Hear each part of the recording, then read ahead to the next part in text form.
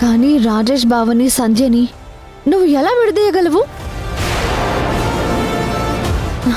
చివరికి ఆ సంధ్య నిన్ను బావతోనే కొట్టించింది.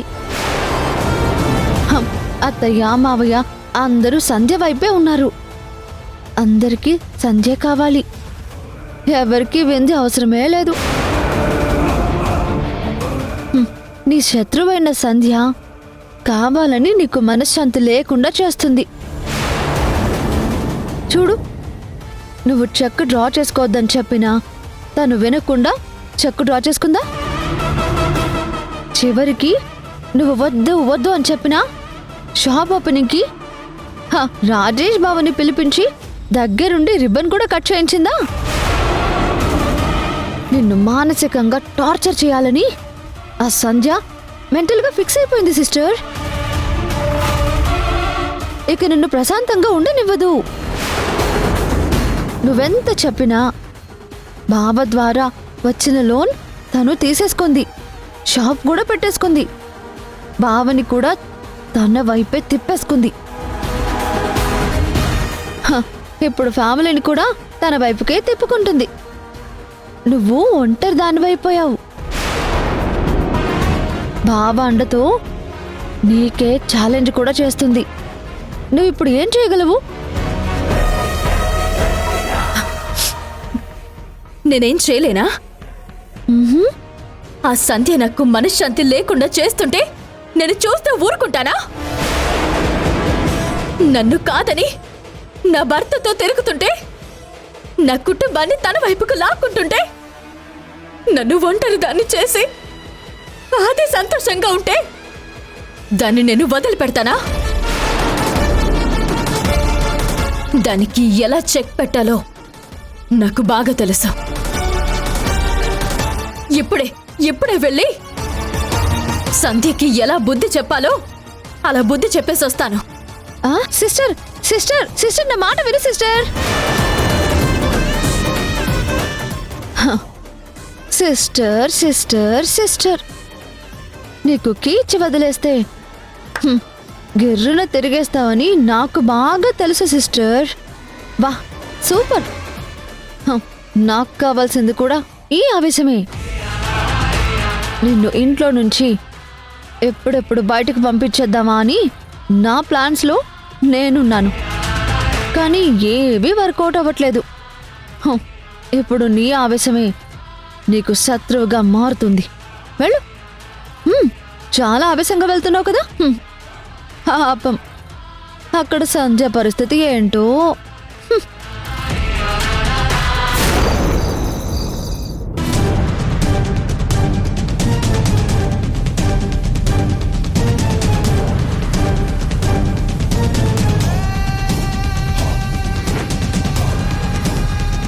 మీరేంటి ఈ టైంలో వచ్చారు? కంగారు పడుకో, నేను నిన్ను వెతుక్కుంటూ వచ్చాను. మీరు నన్ను వెతుక్కుంటూ రావడం ఏంటి? ఎవరినైనా తీసుకొచ్చారా? నువ్వు భయపడుతున్నట్టు పోలీసులను రాజేష్ను నేను ఇక్కడికి తీసుకురాలేదు. నాకు నీ అవసరం పడింది, అందుకే నీకోసం వచ్చాను. మీకు నా అవసరం పడిందా? నాతో మీకేం అవసరం? చూడు నందు, ఒకప్పుడు ఇక్కడే నువ్వు సంధ్యని ఏదో అన్నావని నేనొచ్చి తన చెప్పుతో నిన్ను కొట్టించాను. ఆ తర్వాత నిన్ను నీ ఫ్రెండ్స్ హేళన చేశారని నాకు తెలిసింది. ఒక ఆడది ఇంటికొచ్చి చెప్పుతో కొడితే ఆ బాధ ఎలా ఉంటుంది? ఏంటి మేడం, చేసిందంతా చేసి ఇప్పుడు బాధ గురించి మాట్లాడుతున్నారు? ఆ రోజు సంధ్య కొట్టించింది మీరే కదా. నేను మనసులో పెట్టుకున్నాను, మిమ్మల్ని సంధ్యని ఎట్టి పరిస్థితుల్లోనూ వదిలిపెట్టను. రే పిచ్చోడా, నేను ఆ రోజు తప్పు చేశాను కాబట్టి ఈరోజు వెతుక్కుంటూ నీ దగ్గరకొచ్చాను. ఎవరో సంబంధం లేని సంధ్యని నువ్వేడిపిస్తే అసలు నేనెందుకు రియాక్ట్ అవ్వాలి? ఏంటి కొత్త డ్రామాలా? డ్రామాలేంట్రా పిచ్చోడా? సంధ్య కొట్టిన దెబ్బని నువ్వు జీవితాంతం మర్చిపోగలుగుతావా? ఆ బాధ నిన్ను వెంటాడుతూనే ఉంటుంది కదా. ఆ బాధకి నీకు ప్రతీకారం తీర్చుకోవాలని ఉంటుంది కదా. ఎందుకుండదు? ఉప్పు కారం తిన్న ప్రతివాడికి ఆవేశం పౌరుషం ఉంటుంది. నా ఇంటికొచ్చి నన్ను చెప్పుతో కొడితే ప్రతీకారం తీర్చుకోవాలని నాకు ఉండదా? ఆ రోజు చెప్పుతో కొట్టించింది నేనే అయినా దానికి కారణం సంధ్య. చూడు, నేను చేసింది తప్పే. నేను అలా చేసి ఉండకూడదు. నాకు సంబంధం లేని విషయంలో నేను అలా రియాక్ట్ అయ్యి ఉండకూడదు. చూడు, నీకు సంధ్య మీద పగ తీర్చుకునే గోల్డెన్ ఛాన్స్ వచ్చింది. నీ పగ తీర్చుకుంటావా? మిమ్మల్ని నమ్మొచ్చా? లేకపోతే నన్ను ట్రాప్ చేయడానికి ఏమైనా? రేయ్, నాకంత టైం లేదు, అంత ఓపిక కూడా లేదు. అసలు నిన్ను ట్రాప్ చేసి కొట్టాల్సినంత అవసరం అసలు నాకే ఉంది. చూడు, నీకు సంధ్య మీద ఎంత కోపం ఉందో నాకు అంతే కోపం ఉంది. అది నా భర్తతో తప్పుడు సంబంధం పెట్టుకుంది. నా కుటుంబాన్ని తన వైపు లాక్కుంది. నన్ను కాదని నా కుటుంబం అంతా షాప్ ఓపెనింగ్కి వెళ్లారు. అది నా భర్తతో రిబ్బన్ కట్ చేయించి షాప్ ఓపెనింగ్ చేయించింది. నిన్ను చెప్పుతో కొడితే నీకెంత బాధ అనిపించిందో అంతకంటే ఎక్కువ బాధ నాకుంది. అంతకంటే ఎక్కువగా నాకు అవమానంగా ఉంది. మనిద్దరికి జరిగిన అవమానానికి పగ తీర్చుకోవాలంటే ఈరోజు ఏ షాప్ అయితే గ్రాండ్గా ఓపెన్ చేసి సంతోషపడిపోతుందో ఆ షాప్ని తగలబెట్టాలి. ఏ షాప్ అయితే తన సమస్యలన్నింటికీ పరిష్కారం చూపిస్తుంది అనుకుంటుందో అదే షాప్ని మనం తగలబెడితే లోన్ కట్టలేక, అప్పులు తీర్చలేక జీవితాంతం బాధపడుతుంది. నన్ను ఏడిపించిన సంధ్య సంతోషంగా ఉండకూడదు. నా నుంచి నా కుటుంబాన్ని దూరం చేసిన సంధ్య మనశ్శాంతిగా ఉండకూడదు. నీ పగ ఒక్కసారి యాక్సిడెంట్ చేస్తేనో ఒక్కసారి కొడితేనో తీరదు. జీవితాంతం అది ఏడుస్తూ ఉండాలంటే నువ్వు నేను చెప్పినట్టు చెయ్యి. ఈరోజు ఓపెనింగ్ చేసిన షాపు ఈ రోజే తగలబడిపోవాలి. మనం పడుతున్న మనోవేదనకి తన షాపు కాలి బూడిదైపోతుంటే సంధ్య గుండెలు బాదుకుని రోదించాలి.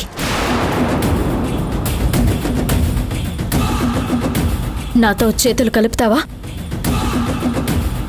నేను చెప్పినట్టు చేస్తావా?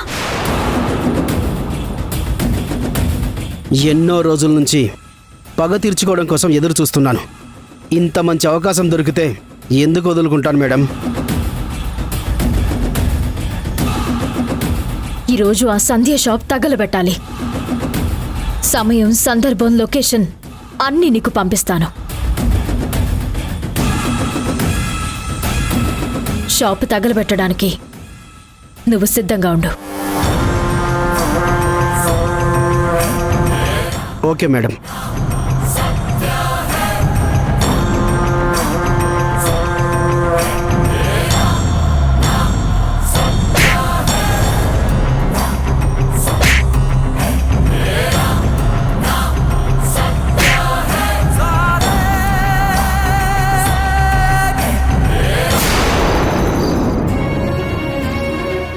సంధ్య, ఇంకా కస్టమర్స్ రారు, ఇప్పటికే లేట్ అయింది, బయలుదేరదామా? బయలుదేరదాం.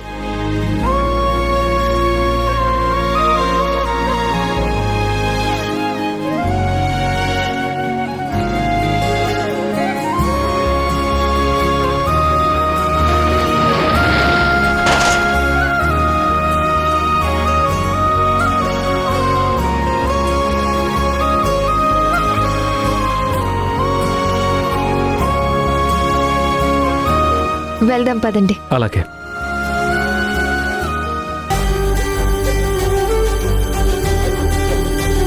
సంధ్య, ఈరోజంతా నీతో పాటు షాప్లో ఉండి నీతో కలిసి ఇలా ఇంటికి వెళ్తుంటే ఏదో తెలియని సంతృప్తి. ఇద్దరం కలిసి కష్టపడుతున్నందుకు చాలా ఆనందంగా ఉంది సంధ్య. అసలు నువ్వు పక్కనుంటే ఈరోజు నేను షాప్లో పనిచేసినట్టు అలసిపోయినట్టు నాకేదీ అనిపించలేదు. భలే ఉంది సంధ్య. రోజు నేను నీతో పాటు షాప్కి వస్తాను, నీతో పాటు ఇంటికి వస్తాను. చూడు, నాకు హెల్త్ బాగాలేదు, అది బాగాలేదు, ఇది బాగాలేదని నన్ను ఇంట్లోనే కూర్చోబెట్టద్దు, సరేనా? మీరు వస్తానంటే సంతోషమే కదండి. పదండి.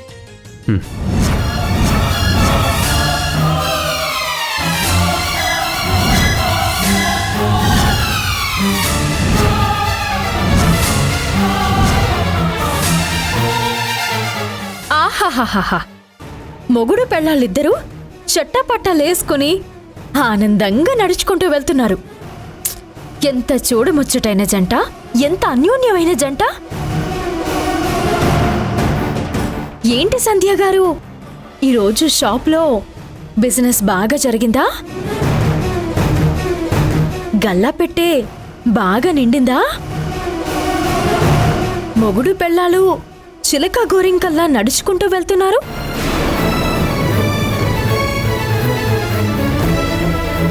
అసలు ఇది కదా జీవితం అంటే. ఎంత ఆనందంగా ఉంటున్నారు. మరి నువ్వు ఆనందంగా ఉన్నట్టు నేను కూడా ఆనందంగా ఉండాలి కదా.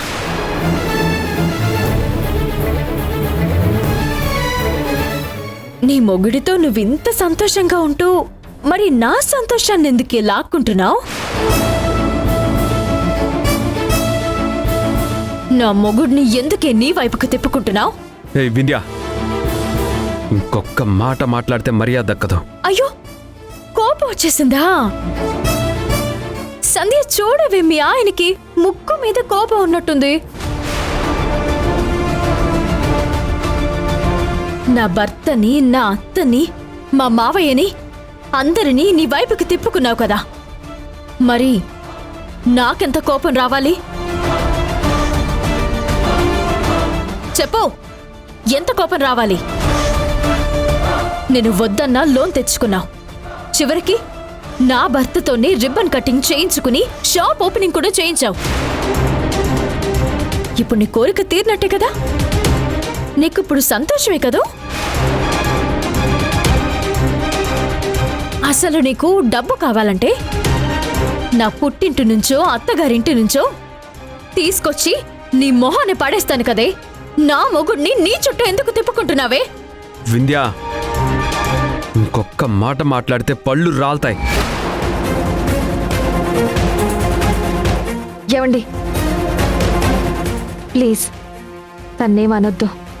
సంధ్య, తనేం మాట్లాడుతుందో వింటున్నావు కదా? తను అనే ఒక్కొక్క మాట అవమానకరంగా ఉంది. మనల్ని ఇన్సల్ట్ చేస్తున్నట్టు మాట్లాడుతుంది. ఈ వింధ్య ఇన్ని మాట్లాడుతుంటే ఎదురు మాట్లాడకపోగా నన్ను కూడా మాట్లాడనివ్వకుండా ఎందుకు అడ్డుపడుతున్నావు? ఎందుకంటే అది నా స్నేహితురాలు కాబట్టి. నీ స్నేహితురాలైతే నీ వ్యక్తిత్వాన్ని తప్పు పట్టదు. నిజంగా నీ స్నేహితురాలే అయితే నీ గురించి ఇలా మాట్లాడదు. నువ్వేంటో నీ వ్యక్తిత్వం ఏంటో తెలుసుకోకుండా మాట్లాడుతుందే ఈ వింధ్య.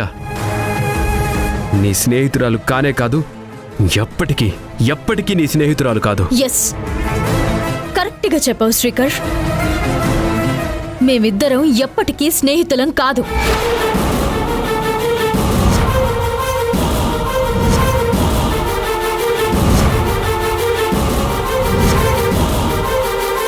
అయినా నీ భార్యకి నా భర్తకి మధ్య ఏదో ఉంది మొర్రో అంటుంటే నువ్వేంటయ్యా పట్టించుకోవు?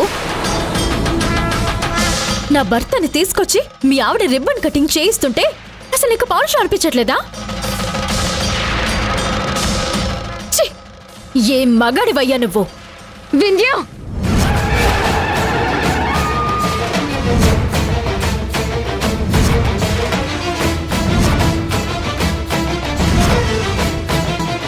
ఓహో, చెయ్యి పైకెత్తేంత ఎత్తుకెదిగావన్నమాట. అంతేలే, నీకు నా మొగుడు సపోర్ట్ ఉంది కదా. గుర్తుపెట్టుకో, నువ్వు నాకు మనశ్శాంతి లేకుండా చేశావు. నా భర్తని, నా అత్తని, మావని, నాకు తోడుగా ఉండాల్సిన నా కుటుంబాన్ని మొత్తాన్ని నీ వైపుకు తిప్పుకున్నావు. మరి నాకు లేని మనశ్శాంతిని నీకుండనిస్తానా? ఏదో షాప్ ఓపెన్ చేశాను, నా భర్తని తీసుకెళ్లి రిబ్బన్ కట్ చేశానని నువ్వు సంబరపడిపోతున్నావేమో. నీ సంతోషం నేను శాశ్వతంగా ఉండనివ్వను. నన్ను ఓడించి నువ్వు గెలిచావనుకుంటున్నావేమో. నా నుంచి నా భర్తని నువ్వు దూరంగా తీసుకెళ్ళిపోతున్నాను అనుకుంటున్నావేమో. నువ్వేం చేసినా నేనేం చేయలేనని అనుకుంటున్నావేమో. గుర్తు పెట్టుకో, నీ పతనం ఈ రోజు నుంచే మొదలవబోతుంది. రాసి పెట్టుకో సంధ్య, నీ మొహంలో ఇవాళ కనిపించిన ఈ ఆనందం నీ నుంచి నేను దూరం చేస్తాను. నా నుంచి నువ్వు నా సంతోషాలన్నీ తీసుకెళ్లిపోయావు కదా, ఈ వింధ్య అంటే ఏంటో చూపిస్తాను. లెక్క పెట్టుకో సంధ్య, నిన్ను నేను వదిలిపెట్టను. నిన్ను, నీ కుటుంబాన్ని, ఎవరిని వదిలిపెట్టను. మనశ్శాంతి లేకుండా చేస్తాను. విన్నావు కదా సంధ్య, నోటికి ఏదొస్తే అది మాట్లాడుతుంది. అది అలా మాట్లాడుతుంటే ఇంకా స్నేహితురాలని ఎందుకు తనని భరిస్తున్నావు?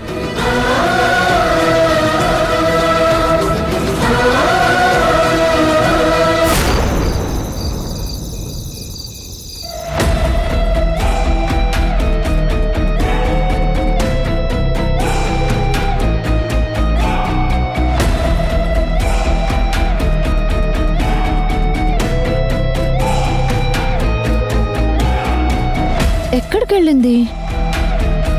రెచ్చగొట్టాను, రెచ్చిపోయింది. ఆవేశంగా వెళ్ళిపోయింది. వెళ్ళి కూడా చాలాసేపు అయిపోయిందే, ఇంతవరకు రాలేదేంటి? అసలు తను ఏం చేయబోతోంది? తన ఆవేశం చూస్తుంటే ఖచ్చితంగా సంధ్యని వదిలిపెట్టేలా లేదు. అసలు ఇంత రాత్రైనా ఇంకా రాకపోవడం ఏంటి?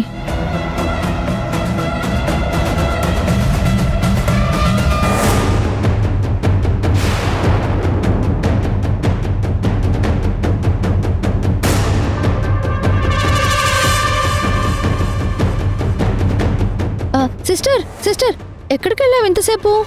వెళ్ళి కూడా చాలాసేపు అవుతుంది, ఇంతవరకు రాలేదని కంగారు పడుతున్నాను. నువ్వు వచ్చే వరకు నాకు అసలు నిద్ర కూడా పట్టలేదు. ఇక టెన్షన్ ఏం లేదు, నువ్వు వెళ్ళి హ్యాపీగా నిద్రపో. ఏంటి సిస్టర్, ఏం చెప్తున్నావు? వాళ్ళంతా ఒకటైపోయి నిన్ను ఏడిపించారని నీకు వ్యతిరేకంగా షాప్ ఓపెన్ చేయించి రిబ్బన్ కూడా కట్ చేయించారు కదా. దీనికి ప్రతీకారం ఖచ్చితంగా ఉండాలి కదా. నువ్వు ఏదో ఒకటి ప్లాన్ చేసే ఉంటావు. ఏం చేసావో నాతో చెప్పు సిస్టర్, లేకపోతే ఇప్పుడు లోపలికి వెళ్ళినా కూడా నాకు నిద్ర పట్టేలా లేదు. హ్యాపీగా నిద్రపోమని చెప్పాను కదా, ఏం చేయాలో అదే చేశాను. ఇంతకీ మా ఆయన ఎక్కడున్నాడు? గదిలోనే ఉన్నాడా? ముందు ఆయనకి చెప్పాలి, కట్టుకున్న భార్యని కాదని ప్రియురాలి కోసం పర్ఫ్యూమ్ కొట్టుకుని మరీ వెళ్ళాడు కదా. నువ్వు పక్కకు జరుగు, నేను వెళ్ళి ఆయనతో మాట్లాడాలి. ఒక అనుమానం ఎటైనా దారి తీస్తుందని వినడమే తప్ప ఇప్పుడే కళ్ళారా చూస్తున్నాను కూడా. ఇంత రాత్రి వేళ ఎక్కడికి వెళ్ళింది? ఎవరిని కలిసింది? అసలు ఏం ప్లాన్ చేసిందబ్బా?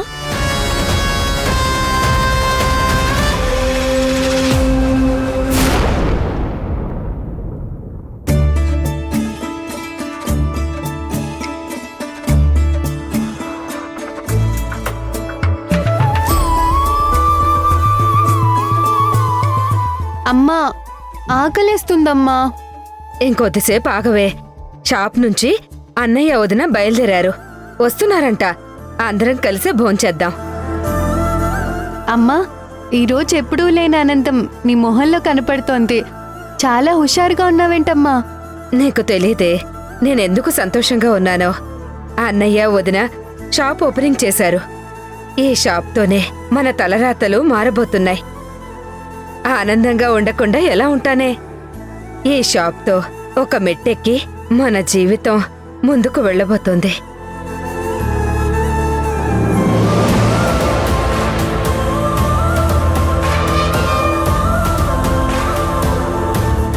అమ్మా అన్నయ్య వదిన వచ్చేస్తున్నారు. ఆహ్,